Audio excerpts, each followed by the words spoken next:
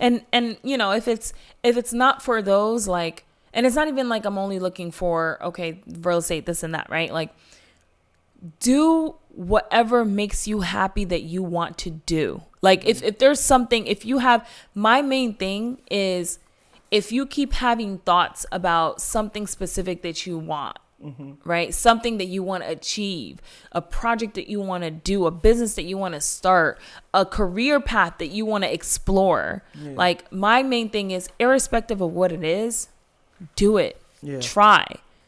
Like, baby steps. You don't have to figure the whole thing out today. Do the research, figure out, okay, how do I get from here to there? And dice it up. This week, what am I going to do? Next week, what am I going to do? My main thing is unlock your potential. And like, because it's one thing to have potential. It's another thing to actually be able to use your potential and put that and do something with it. Yeah, you don't want to, they say that the richest place on earth is the graveyard, because you have a ton of people that have died and that have died with their dreams. And literally their ghosts and their spirits are like, damn, I had all this potential, I had all these dreams, I had all this passion, but it died with them. Yeah, I agree. So next question. Can you share any success story or notable deals from your real estate investment experience? Yes. And let's put the episode link down below. Check out, I went into detail for one of my investment properties. I sold it. I made over 6 figures from that sale. I held it only for a year and a half. And I did renovation to it and all of that other stuff. But I did get rent, from it as well during the period. So it was an amazing experience. It was a huge learning curve. Right. And this is before I got into it before we were married. Right. So it was a scary thing to be like, oh my goodness, I'm going to just purchase this property by myself and like, all of these responsibilities. But it was so rewarding. It was such an amazing experience. Growth only happens at time of adversity. So when you are, when things are happening and you have challenges, that's at that point you're growing, and then you're stronger for the next time. But we're going to put that link down below so you guys can check it out. I went into it in detail. Okay. No, that was good. So next, how do you mitigate risk in your real estate investments? Mitigating risk. I, number one, do my due diligence by running all the numbers, that I can, to the best of my ability, to make sure that it financially, it makes sense. And then some, right? I'm very, very, very conservative. Conservative meaning that, like, even if in my analysis, I'm not, yes, I consider market rent, but also I knock down a couple, knock down from that price. Like, what if I wasn't able to get market rent and I need to pay my expenses? Then what?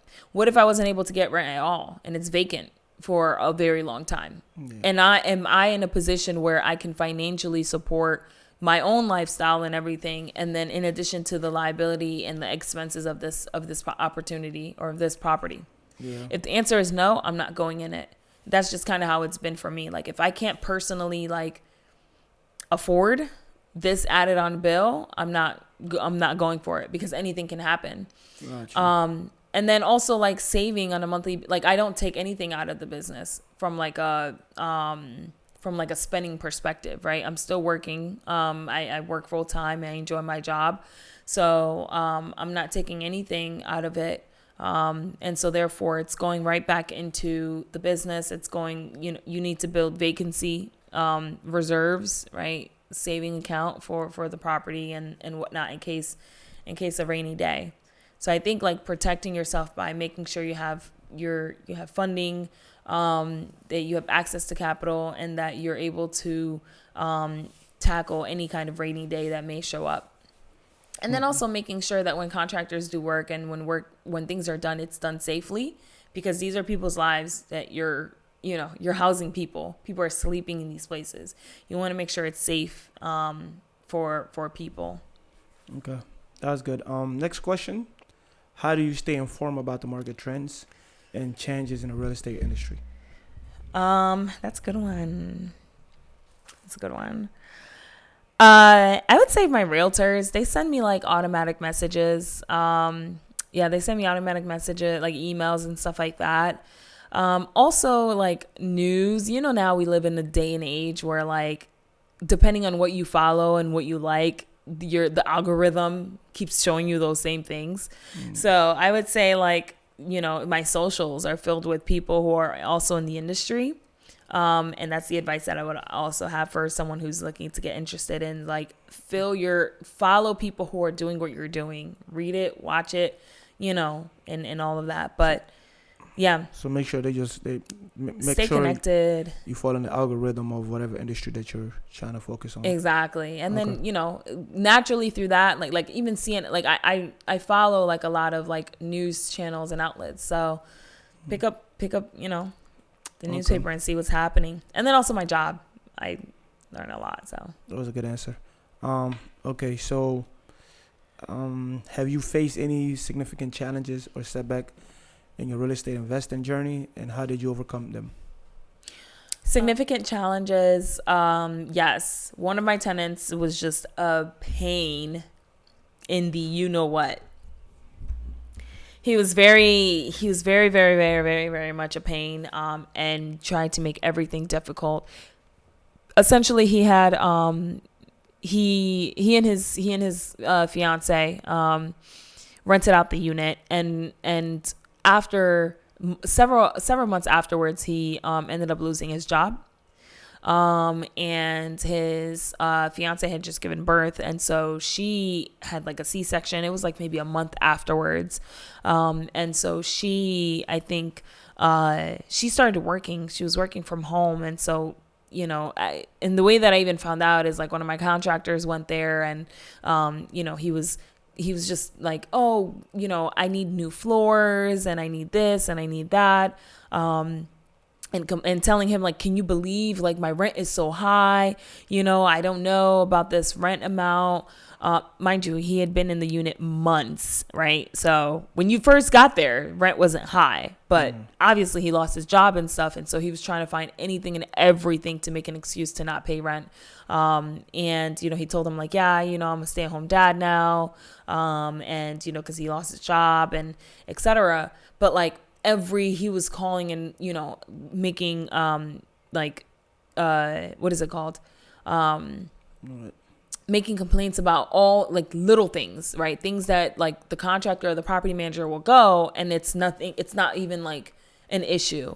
But I think it was all to kind of like build out and, his narrative of like, oh, this isn't working. So like my rent should be lower because of this or blah, blah, blah. Gotcha. So he was a headache. So yeah, that's tough. That's challenging. So this question here, is gonna be also finding good contractors. Yeah, that's important. Yeah. This is gonna be a bundle of a question. It's like a burrito, right? This is the burrito question here. So burrito. First is, do you have a long-term vision or goal for real estate investment portfolio? That's one. And to kind of like wrap it up, this is the burrito question. Do you feel like no, we don't do feel. Do you know, or do you think that real estate will save your life and also retire you early? Okay. And when I say save your life, it's not a matter of life and death, meaning it would set you on the path of your long-term goals.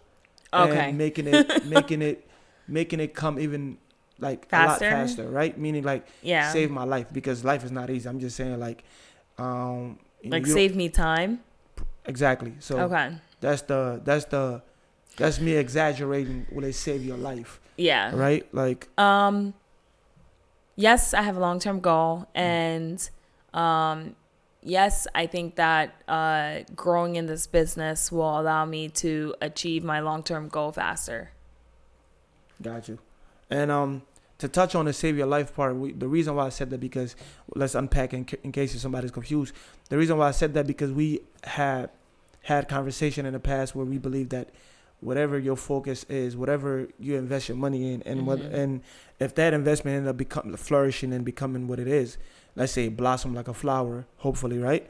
In a sunny day, whatever. The visuals. Yeah. So I'm saying that saving your life mean you will have more time to spend with your family, which bring you good joy, good health, happiness. That can prolong your life. That's saving your life, and that's because of real estate. And another thing is real estate. Let's say you got a good portfolio, and you got all of these properties, all of these doors that's making you money, that's bringing in cash flow monthly, quarterly, annually, and you're looking good, right? I'm saying that not only you can spend time with your family, but you can also provide them with good health benefit in terms of getting them the right doctors, the right treatment, the right surgery, like, because you have the money to do so. Money makes a difference. Or you can even use that money to we talk about always eating healthy, right? Because the better you eat, the longer you can live. So that's what I'm saying. Can it save your life? Because I have to. It's the burrito question, which I had to pose, because you and I understand it, but to have the audience understand what we're talking about when we say, can it save your life? That's what I meant. Yeah, no, that is valid. Like, healthcare, and it's interesting, and we can get into this discussion during another episode. Correct. And podcast episode, but like, funds and having access to resources can be the difference between life and death. Yep. And last question to kind of wrap it up.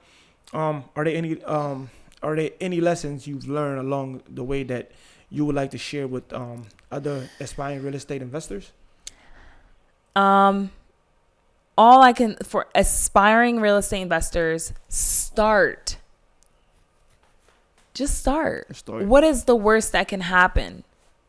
Not death. Get up and not go. Like, you're not gonna exactly, like, it's the worst that can happen is you fail, right? But like, the thing is, failure, so long as you're on this earth and you're living, you have the chance to get back up and do it again and do it better. Yeah. And learn. Like, reach out to watch as much content as you can consume. There's so much free content on this internet. Yeah. There's so much access to content, right? Learn, read books, right? Like, pick up, ask, whenever you meet a real estate investor, ask them, what is your favorite book? What's a book that you recommend? Meet like-minded people. Go to networking events where you have other investors. Go to meet mentors, right? Have somebody mentor you. Maybe go into a deal with them together, right? If it's someone that you trust. But whatever it is, like, don't feel as if it's not attainable to you, because it is. Yeah. I agree. And also, like, if you have and I'm speaking from experience, if you have like a bad habit, or if you feel like, we were talking about this, if you feel like you're always bored, obviously that means you're not being efficient in your life. Yeah. Or you're not working toward a goal. Because if you're always bored, then you have a lot of time on your hand. Yep. And that's very important. You change your habit. There's like a saying, a rapper said this, right? He said that life don't come with a remote. You got to get up and change. Right? Like, remote TV, you got to get up and change. This ain't no remote. You feel me? Like, yeah. So I really like that saying, and that stuck with me. And I always think about that. So I always carry that with me. But yeah. If you enjoyed this video, make sure you check down below for more, and don't forget to subscribe. We'll see you later.